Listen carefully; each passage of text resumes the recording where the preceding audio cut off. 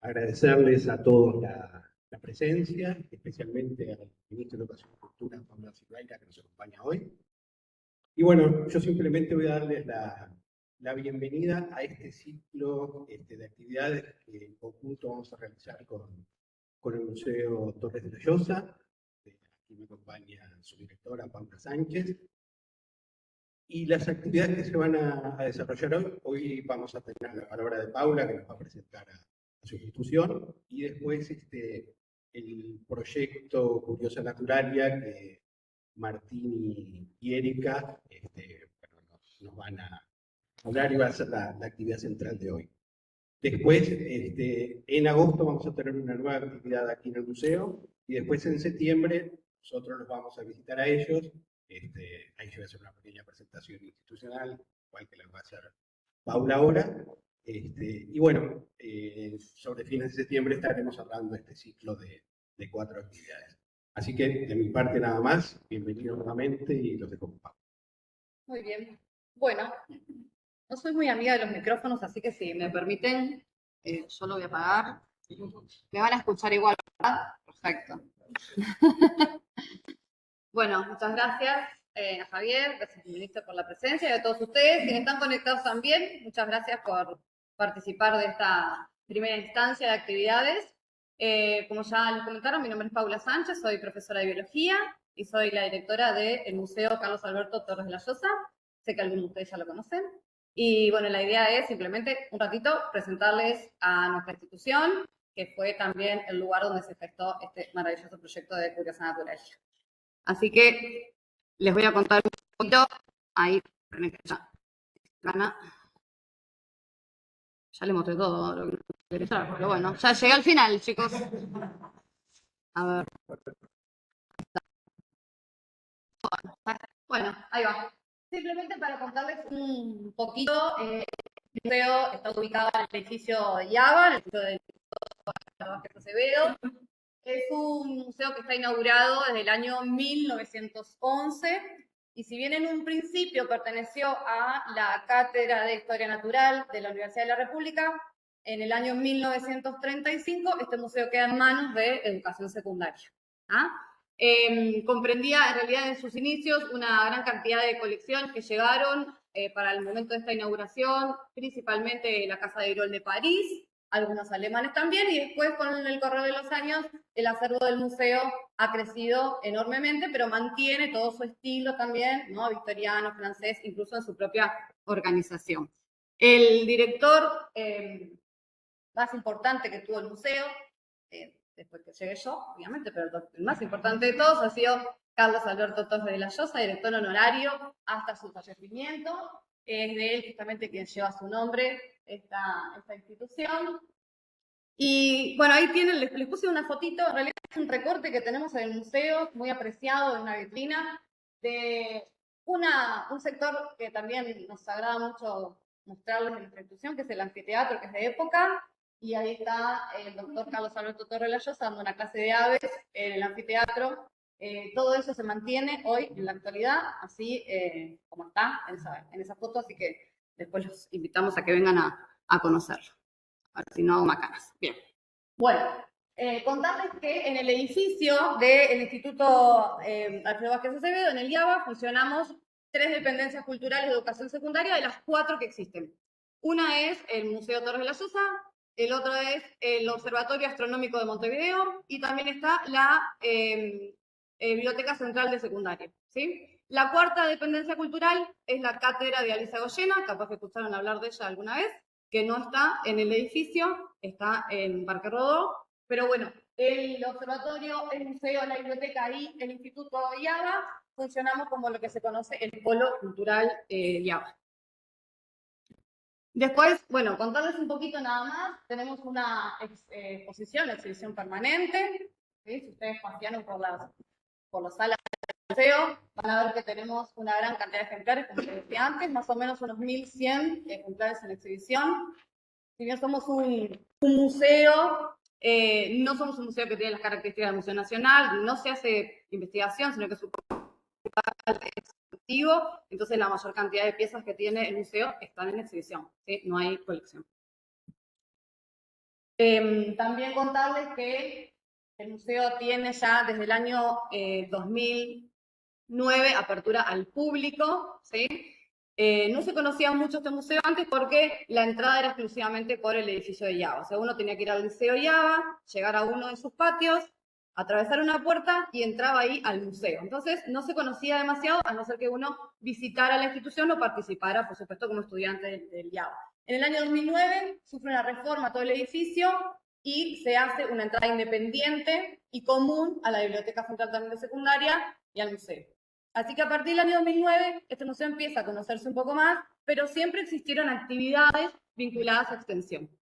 Acá, por ejemplo, les traje algunas fotitos que hay en el anfiteatro, hay cursos, hay talleres, conferencias, que bueno, las van a poder acompañar si siguen las redes sociales del museo. Y tenemos un laboratorio, que esto es bien importante. Ese laboratorio tiene a Víctor Baqueta, que está ahí en la foto, que es el encargado del departamento de histología animal.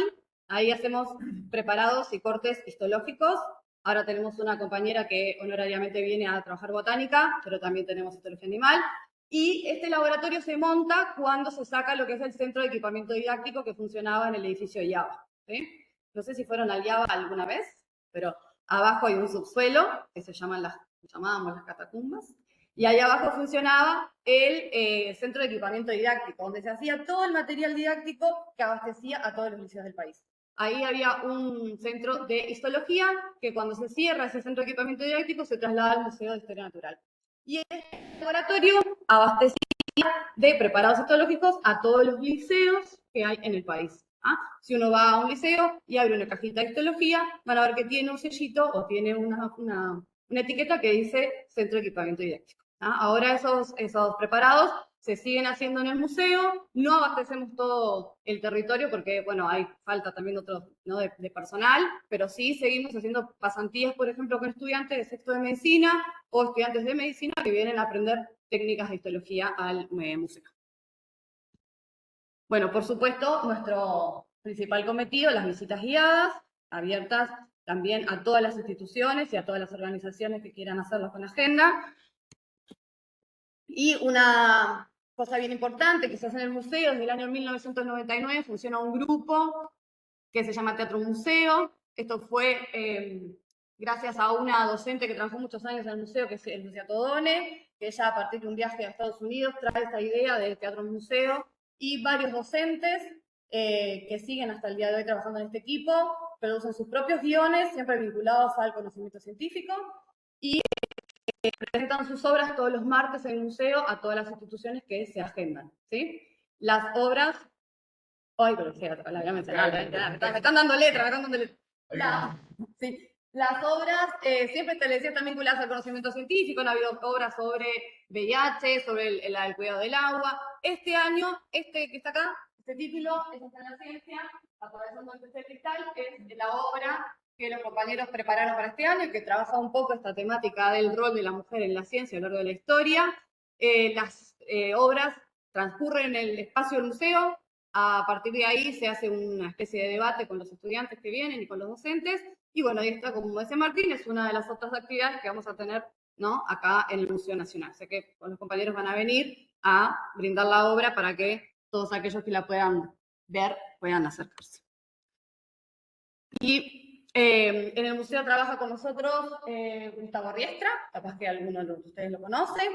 Él es el director de Cultura Científica y trabaja con co-ejecución ANEP Cultura Científica, ¿no? a partir del Ministerio de Educación y Cultura, en toda la parte de desarrollo de cultura científica. Así que también el museo participa en todo lo que es campamentos científicos, clubes de ciencia, el programa de Más Mujer en Ciencia también. Tenemos vínculos fluidos con todas esas actividades.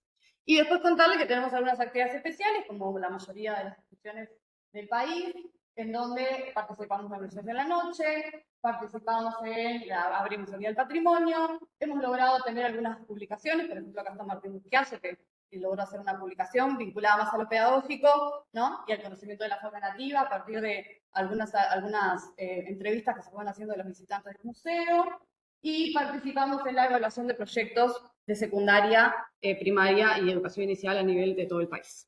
como por ejemplo los proyectos cardiosaludables que se los puse ahí. Y bueno, y también, y ya les dejo paso a mis compañeros, el museo ha sido como una sede también para por la que se gesten estos proyectos vinculados a los fondos concursales para la cultura del MEC.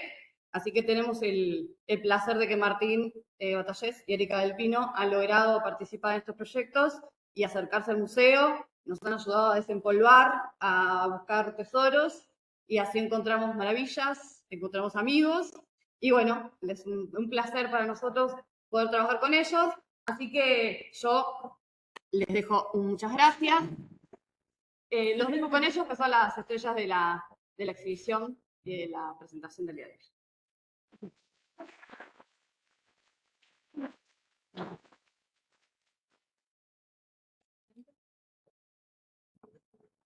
Vamos a sentar.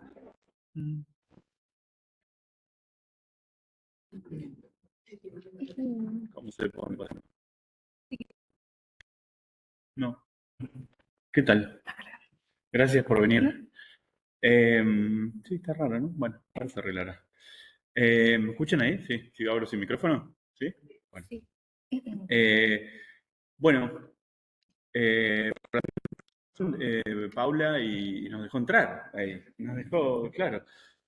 Todavía estamos viendo bien por qué, pero tratamos de no preguntar mucho y solo agradecerle y seguir yendo todo lo que podemos ahí, que para nosotros es como un poco nuestra segunda casa de hace unos años ya y un poco no lo podemos creer todavía. Bueno, como les decía Paula, no voy a repetir lo que ya les dijo. El museo y la biblioteca son dos instituciones que están muy ligadas y de hecho están conectadas físicamente, ¿no? O sea, de un piso al otro puedes atravesar por una puerta y llegar de un lugar al otro y no sabes bien cuál de los dos lugares es más mágico, es increíble. Y bueno, nosotros conocimos el museo hace unos cuantos años. Creo que yo lo conocí porque mi hermano iba al IABA y un día me dijo, hay un museo de historia natural acá adentro, hay un tigre embalsamado. Y fui y efectivamente. Y entonces no lo podía creer y después conocí a Erika y bueno, y también invité a Erika a conocer ese espacio y ella tampoco lo pudo creer y ahí sí fue como pensamos que teníamos que encontrarnos alguna excusa para pasar más tiempo ahí adentro, básicamente. Eso fue lo que, un poco lo que queríamos hacer. Para atrás. ¿Voy para atrás? Sí, porque quiero recordar el nombre. O sea, entero. Ah, bueno, no. Bueno. Quería leer el nombre entero, okay. Porque una de las cosas que el proyecto que nosotros presentamos, o sea, lo que unió y lo que terminamos conociendo a Paula, que nos abrió las puertas también, antes también nos abrió la dirección anterior, fue gracias a que presentamos este proyecto conjunto a un fondo concursable en la categoría de artes visuales, y nombramos Curiosa Naturalia, un gabinete de curiosidades inconcebibles o taxonomías confusas sobre morfologías improbables en ecologías difusas, por dos naturalistas entusiastas en siglo XXI, el Pino y Batallés. Y esto tiene que ver un poco también por eso que... perdón. Por eso que decía Martín que yo conocí el Museo Torres por una charla de megafauna, que ahí lejitos en la que Martín participaba y que codirigía en el 2018, una cosa así, y ahí quedé bastante maravillada también. Entonces, como el antecedente fue como hacer una exhibición que es la antecesora de esta en conjunto, que se llama, que fue en el 2019, y era como Curiosa Naturalia, una colección de seres y sorpresas. Y ahí la dirección de ese momento me abrió las puertas para generar una vitrina con unas pequeños seres y rarezas en los que yo venía trabajando, y luego Martín también me estuvo colaborando con esa exhibición, y ese fue como el puntapié para que quisiéramos hacer esto en conjunto con este museo, que para nosotros tiene como una atracción particular, por todo lo que dijo Paula, porque nos preguntamos en general como amigos de por qué nos gusta lo que nos gusta, o sea, cuál es esa atracción, esa como fantasmagoría que tiene ese espacio, que es como la arquitectura muy impresionante, como entrar y ir a otra época.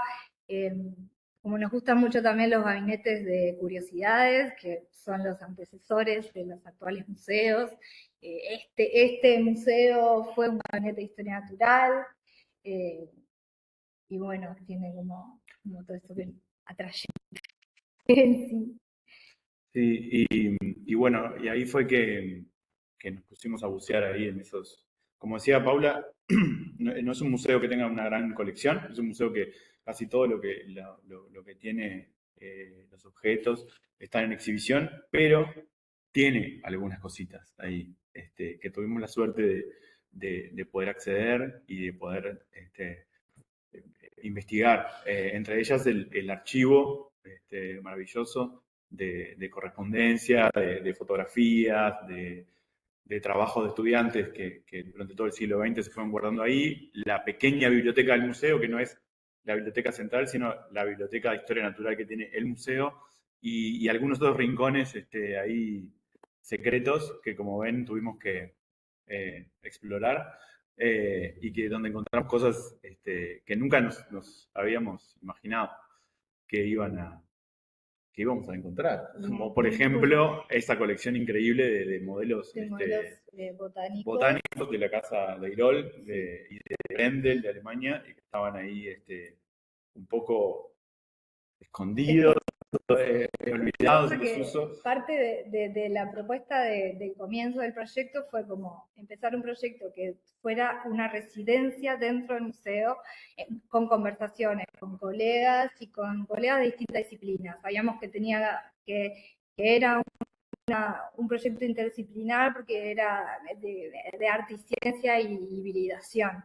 Eso como medio fanáticos y fetichistas de los objetos históricos, de la ilustración antigua, de la ilustración naturalista y científica, de la literatura, de la naturaleza, y también de la ficción de las cosas imaginarias, de cómo se crea el conocimiento. Entonces, como nuestra primera, lo que comenzó el proyecto fue: vamos a hacer algo con las cosas en desuso. O sea, vamos a trabajar y investigar un poco en eso, también hablando con la gente que trabaja ahí. También nos empezamos a involucrar con la biblioteca central, con las bibliotecólogas, a revisar y pedir los libros del siglo XIX, 1800, y empezamos a encontrar un montón de cosas. Y entonces, como que todo lo que fuimos encontrando dentro de esta búsqueda, media casual, era bastante maravilloso en sí, como que se quedaba un poco lejos el hacer algo de cero, crear algo como verdaderamente nuevo o espectacular, porque cualquier cosa que aparecía era increíble para nosotros. O sea, solamente había que mostrarla de alguna manera, o cambiar un poco la mirada y la forma en la que estaba dispuesta. Entonces, un poco empezamos también a trabajar con eso, como encontrando eso, pensando un poco también en lo que encontrábamos, en la correspondencia, en los cuerpos, los sujetos que están ahí, como las taxidermias, reflexionando sobre eso, sobre qué es lo que muestran los museos, ¿no? Como que nada es neutral. Tiene un proyecto que para nosotros tiene un montón de filosofía y como de pensamiento crítico y que interpela, porque bueno, los museos de historia natural nos interpelan, todo lo que tiene que ver con los animales y con la vida interpela, y está bueno poder pensar desde ese lugar dentro y también tener una conversación conflictiva sobre eso, porque es conflictivo, o sea, todo lo que tiene que ver con eso, ¿no? Con nuestra posición en el mundo, como con el antropocentrismo, un poco también darle una vuelta a la mirada de cómo pueden ser los museos ahora, también eso, pensar en qué es ser naturalista, ¿no? Pensando en los naturalistas de expediciones del siglo XIX, cómo va a ser un naturalista Hoy. en el siglo XXI, siendo que ninguno de los dos, o sea, yo no soy bióloga, yo soy diseñadora teatral, sí siento que como de toda la vida es como, bueno, hacer algo, ¿no? Te gustan los bichos primero, entonces querés ser veterinaria, después querés ser bióloga, después sos otra cosa y terminás trabajando en teatro, o sea, como que, entonces como que las cosas de la vida te van llevando a otras, pero siempre como con una cosa en común que es, nada, que es lo que nos mueve. Sí, yo creo que en mi caso también tenía un recorrido bastante parecido al de Erika en ese sentido, ¿no? Siempre juntando bichos muertos, juntando huesos, no sabiendo mucho por qué, y después de venir de la vida, te lleva por otros caminos, pero bueno, ahí nos encontramos también con Erika y encontramos este lugar que nos abrió las puertas. Y como decía ella, bueno, nos hizo pensar un montón en muchas cosas. Para nosotros también, creo que los espacios de los museos de historia natural, en la realidad, digamos, de nuestra niñez, nuestra juventud y también en nuestro imaginario, no estaban muy, vos corregime si me equivoco, pero no estaban muy disociados de la ficción y del arte, digamos, eran un poco la misma cosa para nosotros y sigue siendo un poco así, ¿no? O sea, vos recorres ahí el Museo de Liaba, el Torre de la Llosa, los distintos pisos y lo que ves ahí es un montaje deliberado de personas que fueron construyendo ese relato y después ese relato también se fue modificando a lo largo de los años en sucesivas capas, intervenciones y parches y intenciones, ¿no? Entonces, el relato que se configura ahí en el museo, nada, es muy interesante y no deja de ser eso, no deja de ser como algo que fue ido, que se fue construyendo a lo largo del tiempo por distintas personas, con distintas capas de sentido y también se termina de construir una vez que lo atraviesan y lo utilizan los espectadores, los visitantes del museo y le dan realmente otro sentido al mirarlo y eso lo pudimos comprobar efectivamente cuando hicimos nuestra exhibición con estas piezas en desuso, con estas cosas que encontramos en los depósitos y que pensamos que le podíamos dar una pequeña vuelta de tuerca, un nuevo significado y exhibirlo ahí en diálogo con la exhibición. Pero como también aparte, y nos dimos cuenta que después también cuando mucho del público lo recorría, no encontraba tanto esa diferencia que nosotros veíamos tan patente, ¿no? Y tan Sí. clara nosotros en nuestra intención.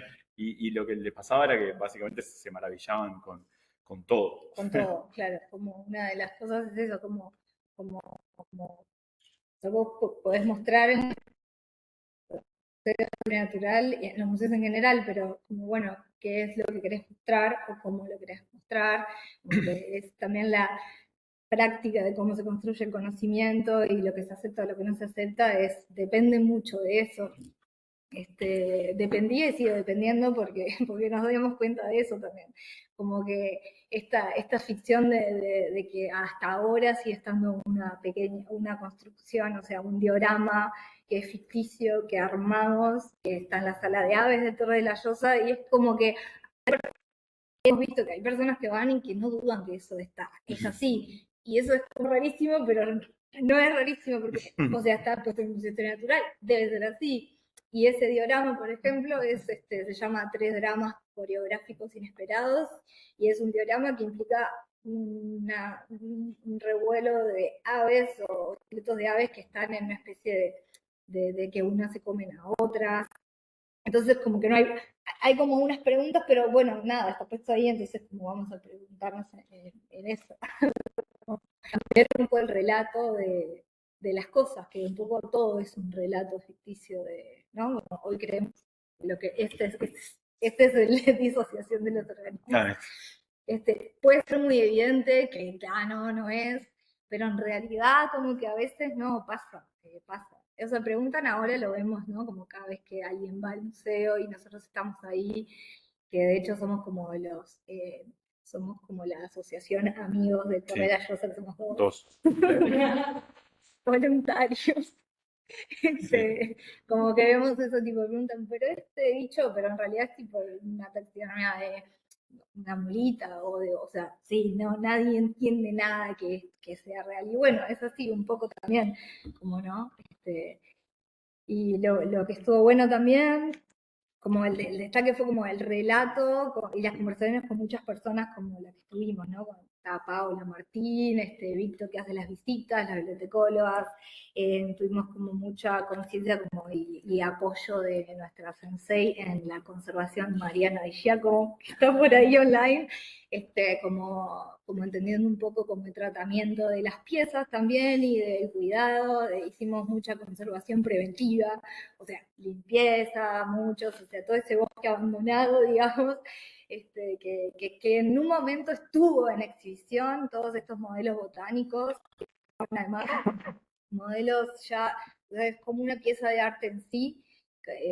porque además tienen más de 100 años, son hechos de escayola y papel maché, por casas europeas, algunas seguramente fueron, no estas, pero fueron reproducidas en esto que contaba Paula del centro De material didáctico. ahí va del material didáctico, por ejemplo, pero como que todas estas cosas ya no había que hacerles nada, ya en sí ya son una pieza de arte, o sea, de hecho esto se hacía en fines del siglo XIX, principios del XX, en talleres donde eran hechos con molde, donde eran pintados a mano por talleres de 150 personas tal vez, pero unos los pintaban, pasaban, o sea, son piezas que además hizo alguien, entonces eso tiene, la verdad que tiene un valor ya por sí solo, como que eso es lo que más nos gusta también de lo que, Sí, de lo que vimos que podemos hacer. claro, ¿no? Y además terminó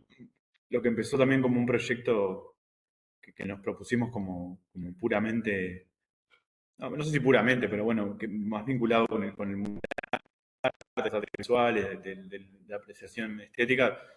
Rápidamente nos dimos cuenta que también iba a terminar siendo un proyecto de rescate, de restauración, de conservación, de empezar a trabajar junto con el personal del museo, con la directora, para ver, bueno, cuál es la mejor manera de, bueno, encontramos, no, porque una vez que encontramos esas cosas ya no había forma que eso no pasara a ser nuestra responsabilidad, de alguna forma, digamos, ¿no? O sea, una vez que volvimos a encontrar esos modelos didácticos, que empezamos a trabajar con esas taxidermias, empezamos a investigar el origen de todo eso, ya, bueno, ahora era también un poco nuestra responsabilidad eh, continuar con el trabajo de conservación y empezar a pensar estrategias.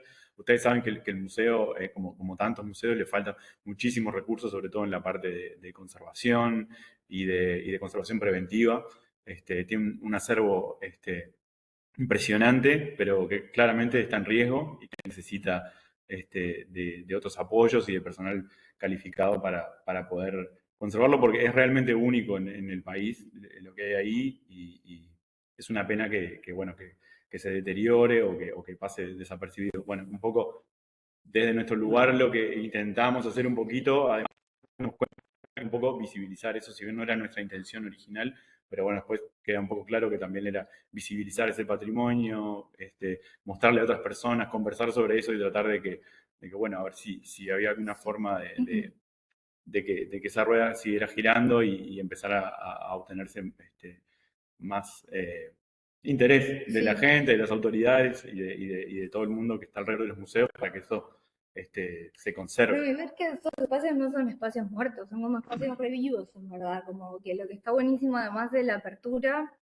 a que son espacios para las discusiones y como para la reflexión de un montón de temas, no como no solo lugares de paso, como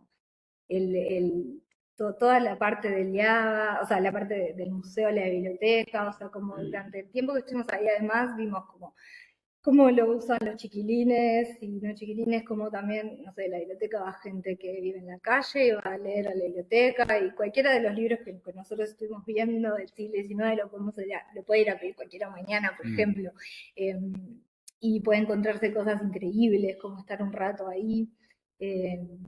Pueden empezar aparte, como que está buenísimo saber cómo fue la historia del Museo con Torres de la Llosa también, que como con la parte esa educativa del conocimiento a través de la experiencia, ¿verdad? Muy Clemente Estable también, muy como desde la práctica, desde el pensar, desde sorprenderse, preguntarse a la vez, como dice Rachel Carson, como mantener ese sentido del asombro medio vivo siempre, ¿no? Como que las incongruencias también, un poco las rarezas estas que también nos gustan mucho, son porque las incongruencias son las que también te permiten, bueno, como pensar más otras realidades y otras propuestas y abrirte o sea, abrirte al diálogo de verdad, como pensar otro tipo de heterogeneidades, de discusiones sobre la diversidad, sobre quién avala o no las cosas, ¿no? Como en esto de para mí lo de qué se quiere conservar, qué se quiere preservar y qué no, o dónde se pone el foco. Vimos, por ejemplo, un montón de cosas en torno a la apreciación estética con respecto a la belleza, por ejemplo, o a la fealdad, en muchos de los textos de historia natural del siglo XIX, que luego se van repitiendo. Entonces ahí el discurso va cambiando y hace que, por ejemplo, al panda le vaya mejor que a la tortuga mata-mata. No salíamos a leer, que nos encanta. Mirá, justo hablando de la tortuga mata-mata, ¿no tenés algo para leerme sobre la tortuga mata-mata? Encontramos esta hermosa poesía naturalista de un libro de historia natural de zoología 3, tomo 4, 1920, de Klaus. Kelis mata-mata. Es imposible que exista animal más feo que este.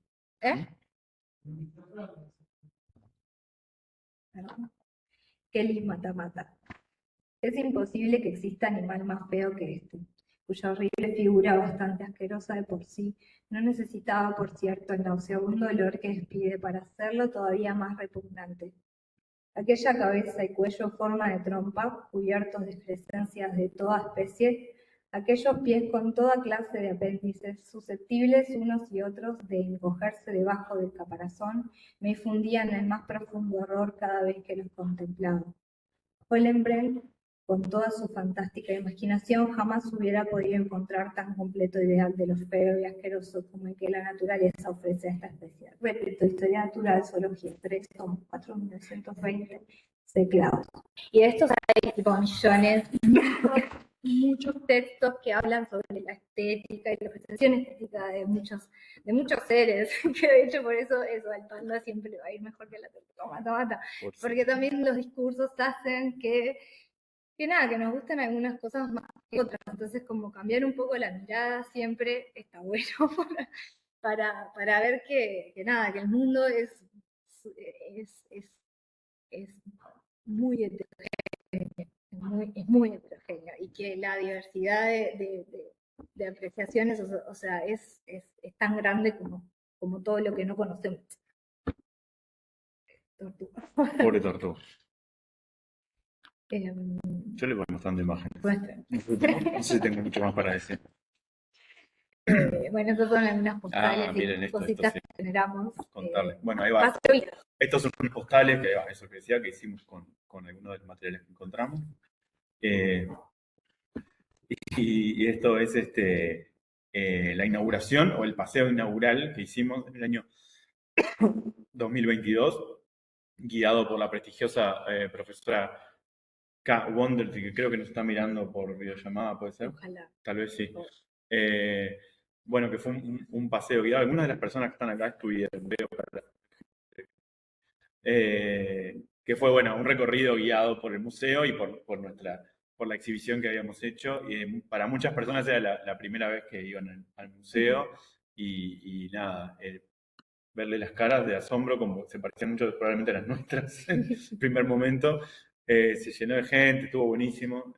Y bueno, fue una visita guiada, un recorrido que estuvo acompañado por algunos de estos textos, como el que leyó recién Erika, ¿no? Textos que encontramos en los libros de historia natural, sobre todo del siglo XIX, más otros textos también que fuimos recopilando. Y bueno, era ese recorrido por los distintos cuartos y habitaciones del museo y de la biblioteca central. Y después, bueno, una vez que terminó digamos, la exhibición, que quedó montada por varios meses, obviamente no era como que nos íbamos a ir del museo, ¿no? Nos iban a tener que echar, básicamente. Entonces, seguimos trabajando y seguimos haciendo cosas, por ejemplo, para el Día del Patrimonio 2022 y 2023, como pequeñas, ¿no? Pequeñas muestras como esto que trajimos acá, ¿no? Pequeñas, como extraer cosas de las sombras de ahí de los depósitos y echarle un poquito de luz y ponerlos también, disponerlos de alguna forma que a nosotros nos resultara interesante y mostrar un poquito del acervo, aparte del acervo que ya está exhibiendo en el museo. En este caso, una muestra de ilustración botánica y faunística, de distintas láminas y libros que hay en la biblioteca y una jornada de dibujo para niños y niñas que podían ir recorriendo el museo y dibujando lo que veían ahí en esas tablitas. Y después también otra cosa maravillosa que encontramos en los depósitos fue la colección de clichés, o bueno, que son estos como sellos de metal que se usaban para imprimir figuras en libros y en otro tipo de materiales impresos. Bueno, encontramos esa colección increíble de sellos y gracias a la gente del taller La Buena Letra, que Erika es parte de ese taller, hicimos una jornada como de rehabilitación de esos sellos y de volver a darles como una vida, que nos cedieron también ahí el espacio de la biblioteca para usar las prensas y con distintas tintas fuimos haciendo, volviéndolos un poco a la vida. Sí, como que esa parte de estas pequeñas cositas que son más simples, que es eso. Bueno, Día del Patrimonio, bueno, vamos a hacer una muestra. Hubo tanto del archivo que encontramos y tanto de todo lo que hay, que es como millones de exhibiciones que habría que hacer y millones. O sea, una sola tendría que ser de las carpetas de los estudiantes del siglo XX, porque son una joya por lo que es, por la tipografía, por la caligrafía, por la forma de hechura, o sea, etcétera. Hay millones de cosas. Entonces, estas cositas como ilustración científica, mostramos todas estas joyas de imprenta, pintadas, grabados. Esta es otra, y fue como una colaboración entre el museo, la biblioteca y el taller La Buena Letra, porque es eso, es como que la historia también de la ilustración científica, del grabado, de la historia de los libros, está todo demasiado relacionado, y se hacen como sinergias ahí muy interesantes, porque como esas colaboraciones medias casuales también, como que de intereses que capaz que no son tan comunes, pero pero tienen un montón de cosas, ¿no? Como cualquier ilustración de estas tiene como de todo, desde la caligrafía, la litografía, bueno, qué grado de realidad maneja la ilustración y qué grado de fantasía, como esa que no se ve, pero sí, la banana. nada podrida con las mariposas, como que hay un montón de cosas. Sí, sobre todo eso, el mundo de la imaginación que fuimos encontrando ahí, tanto en los montajes de las exhibiciones como en las ilustraciones, en los libros y en los textos, es Por eso decía Erika eso antes, ¿no? O sea, nosotros fuimos con la intención de crear un mundo maravilloso, de las cosas, ¿no? De crear una fantasía, y después esto ya lo superaba ampliamente, digo, no había mucho que hacer, digamos, más que ponerlas un poquito ahí, mostrarlas, ¿no? Eso fue, claro, estaba ahí. Y bueno, creo que me faltó hablar un poquito también de la Biblioteca Central, y Erika dijo recién, ¿no? La colección de libros de historia natural que tiene la Biblioteca Central y el espacio de exhibición ahí que lo mostraba hace un ratito, ven lo que es una cosa que no se puede creer. Nosotros montamos ese pequeño como gabinete ficcional de historia natural con cosas que trajimos del museo y de nuestras colecciones personales de huesos que encontramos en la playa y en otros lados y en el campo. Y armamos ese, ¿cómo?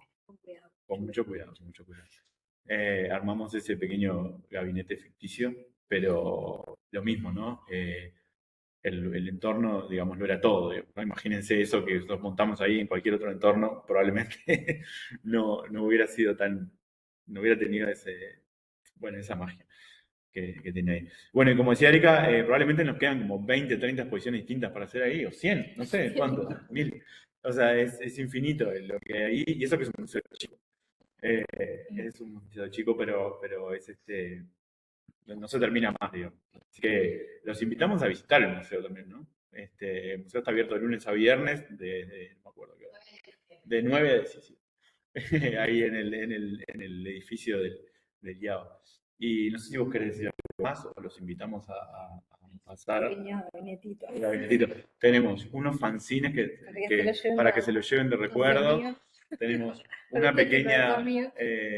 kiosquito de Curiosa Naturalia que tenemos ahí. En realidad no es un kiosquito, pero no le vamos a vender nada porque es todo patrimonio, pero pueden ir y recorrerlo. Y les queremos agradecer mucho por haber venido y también a las personas que se conectaron desde otros países que sabemos que están ahí. Muchas gracias por Y escucharnos. también tenemos que invitar a otra cosa. Tenemos que invitarlos. Tenemos una invitación para Ahí hacerles va. para el próximo 26 de agosto en la sala del Mira Teatro Solís. Lunes 26 de agosto. Vamos a hacer una pequeña fechita con Curiosa Naturalia en el marco del ciclo de poesía Más allá de los mundos, que se va a llamar Acabia, un museo de historia natural. ¿Por qué se va a llamar Acabia? Porque pues es de poesía naturalista, científica y literatura, porque durante 100 años fue sede del Teatro Solís del Museo Nacional de Historia Natural. Entonces, No es este mismo. Entonces ahí hicimos una investigación, que gracias a Javier también por formar parte de ella. Y bueno, los invitamos, que va a ser ahí en la sala del Mira el lunes 26. Lunes 26, entradas a la venta. A la venta en boletería y Gracias.